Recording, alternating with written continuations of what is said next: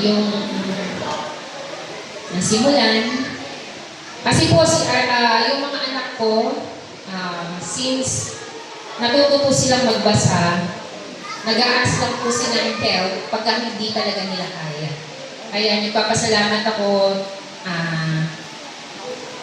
take this opportunity to thank the teachers.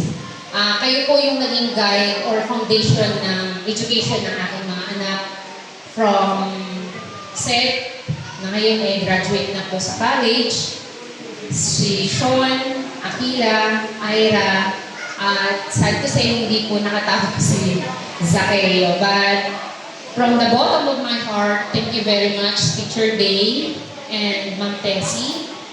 And sa lahat po ng mga teachers, thank you very much. Naging maganda ang foundation ng aking mga anak na kahit saan mo sila itanim, tumutubo po sila. Maraming salamat po.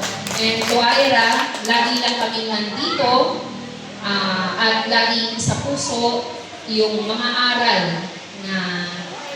na itanim hanggang sa ikaw ay maging isang successful. Maraming salamat po sa Diyos.